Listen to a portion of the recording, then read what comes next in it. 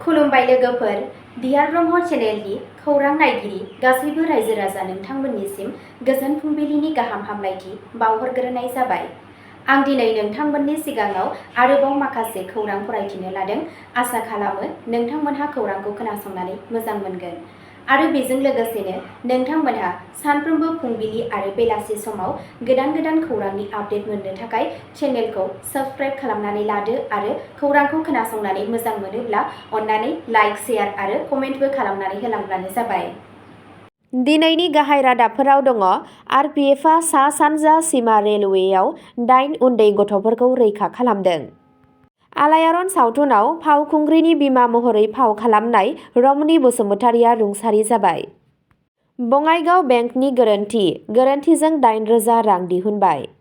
80 बोसोर बैसोनि एथलीटआ national master गेम्सआव मोनथाम सनानि मेडेल। मेघालया मेडेल देरहासार गेलेगिरिफोरनो थोंजों सोरखारि साख्रि होगोन। आसाम सीएमआ स्वागत सतीर्थ पर्टेल 2.0 बेखेवबाय। आसाम सरकारा गाहाय फरायसालि जौगानाय हाबाफारि जागायदों। दानिया फैदो आबुं रादाबाव। गिबि खौराङावनो दङ। आरपिएफआ सा-सानजा सीमा रेलवेआव 8 उन्दै गथ'फोरखौ रैखा खालामदों। नर्थ इस्ट फ्रन्टियार रेलवे (एनएफआर)नि सिङाव थानाय रेलवे प्रटेक्शन फर्स (आरपिएफआ) 24 जानुवारिनिफ्राय 28 जानुवारि 2026 नि गेजेराव गोख्रों अपारेसननि गेजेरजों सा-8 उन्दै गथ'फोरजों लोगोसे सा-12 लोरबां दावबायारिफोरखौ रैखा खालामदों। एनएफआर नि आवथायाव थानाय गोबां स्टेशनफोर आरो ट्रेनफोराव बे बासायनाया जादों। रैखा खालामजानाय सुबुंफोरनि गेजेराव खारलांनाय हौवासा आरो हिनजावसाफोर, गोरिब गथ'फोर आरो जेबो नोजोर होयै दावबायारिफोर दं, जाय बिथांमोनहा हारसिं एबा दुखुआव दावबायनाय नुनो मोनदों।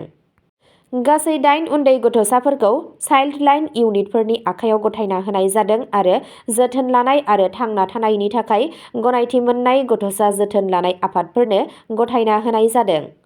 सा 4 बैसोगोरा सुबुंफोरखौ नांगौ रोखोमनि खामानिनि थाखाय जायगानि पुलिस बिबानगिरिफोरनि सिगाङाव दिन्थिनाय जायो। रेलवे बिबानगिरिफोरा सुबुंफोरखौ थाबैनो हेफाजाब होनो थाखाय आरपिएफ मावफारियाफोरनो एबा रेल मदद प्लेटफर्मनि गेजेरजों जेबो सन्देह गोनां जाथाय एबा सन्देह गोनां थासारिनि खौरां हरनो खावलायदों। नैथि खौराङाव दङ। बर' सावथुन मुलुगनि गिबिसिन फिचार फिल्म आलायारन सावथुनाव फावखुंग्रि हांमानि बिमा महरै फाव खालामनाय मुस्रिमा रमनि बसुमतारिया रुंसारि जाबाय। कक्राझार हाब्रुबारि गामिनि थागिबि एबा गागि फावगिरि मुस्रिमा रमनि बसुमतारिया मैया बेलासि समाव गंसे देहा फाहामसालियाव फाहामथाय लाफुबाय थानाय समावनो रुंसारि जायो।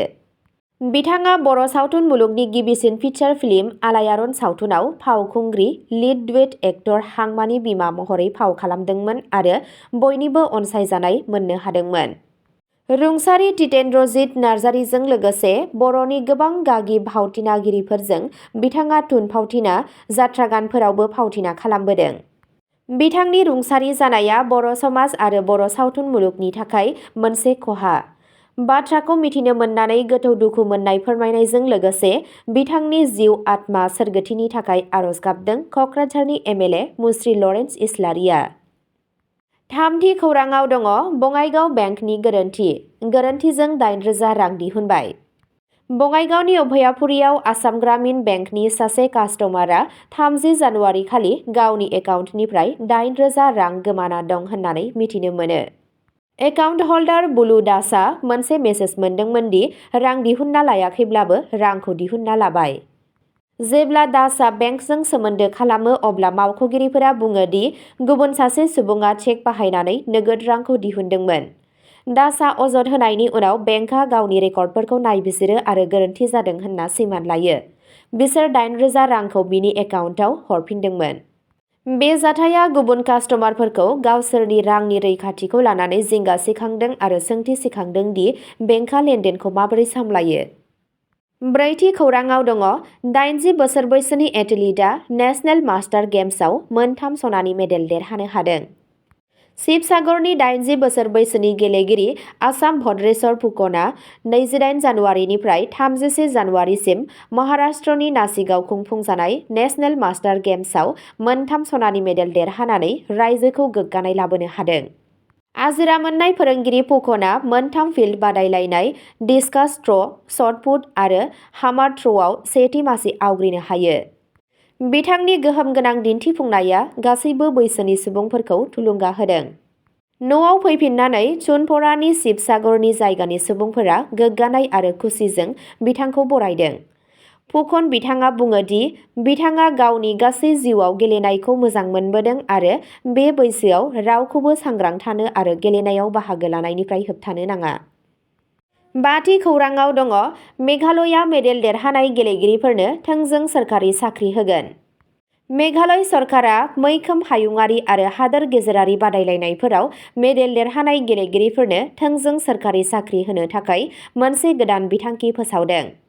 Meghalaya sports person direct recruitment पलिसिनि सिङाव गेलेगिरिफोरा हादोरसायाव मेडेलफोर लाबोयोब्ला बादायारि आनजाद लानो गोनांथि गैयालासेनो सोरखारि साख्रियाव थिसननाय जागोन। बे पलिसियाव नेशनेल गेम्स, एशियान गेम्स, अलिम्पिक आरो पेरालिम्पिकनि देरहासारनायफोरखौ सोफानाय जादों। सिगाङाव गेलेगिरिफोरनि थाखाय 2% साख्रि रिजार्भेसन खथा दंमोन, जायनि थाखाय खाबुफोरा खम जादोंमोन। गेलेमु बिफाननि मन्थ्रि वाइलाडमिकि साइला बिथाङा बुङो दि बे सोलायनायनि थांखिया बांसिन लाइमोनफोरखौ गेलेनायखौ गोसो गोरबोजों दावगाहोनो थुलुंगा होनाय आरो गेलेगिरिफोरनि जाफुंसारनायनि थाखाय बान्था होनाय। द'थि खौराङाव दङ आसाम सिएमआ स्वागत सतीर्थ पर्टेल 2.0 बेखेवबाय। आसाम चिफ मिनिस्टार हिमन्त बिश्व शर्माया गुवाहाटीनि लक सेवा भवनाव स्वागत सतीर्थ पर्टेल 2.0 खौ बेखेवदों। थाखो 3 आरो थाखो 4 नि सोरखारि साख्रिआवलाफोरा गावजों गाव ट्रेन्सफार खालामनायनि थाखाय अनलाइननि गेजेरजों आरज गाबनायाव मदद होनो थाखाय। जौगाहोनाय पर्टेलखौ मावफारियाफोरनि थाखाय दैथायहरनाय बिखान्थिखौ रोखा, गोख्रै आरो गोरलै खालामनो थाखाय डिजाइन खालामनाय जादों, जाय सिगांनि रोखोमाव बिथा खालामनानै रोजा रोजा खामानि मावग्राफोरखौ मदद खालामदोंमोन। साख्रिआवलाफोरा दा एप्लाइ खालामनाय समाव मोनबा मोजां मोनजानाय जिल्लाफोरखौ सायख'नो हागोन आरो दानि ट्रेन्सफार राउन्डआव 31 मार्चनि गेजेराव जोबगोन, जेराव मावफारियाफोरा 1 एप्रिलनिफ्राय गोदान मासि जागायगोन होनना साननाय जादों। गिबि मन्थ्रिया सरकारनि मावफारियाफोरखौ हरखाब जाब्रबथायनि समाव हेफाजाब होनो थाखाय गोदान एडभान्स बेथननि सुबिदाबो फोसावदों। 7थि खौराङाव दङ आसाम सरकारा गाहाय फरायसालि जौगाहोनाय हाबाफारि जागायदों। आसाम सरकारा गासै हादोरसायाव गोदानै लुफुंजानाय गं 67 फरायसालि नमाफोरखौ बेखेवनानै आरो गं 61 फरायसालिनि अन्थाइ खाम्फा गायसननानै मोनसे गेदेर फरायसालि जौगाहोनाय हाबाफारि जागायदों। बे हाबाफारिया सनापुराव जादों आरो बेखौ गिबि मन्थ्रि हिमन्त बिश्व शर्मा दैदेनदों आरो बिथाङा बुङो दि बेयो आसामाव सोलोंथाइनि गुदि दाथायखौ गोख्रों खालामनायनि फारसे मोनसे मख'जाथाव आगान।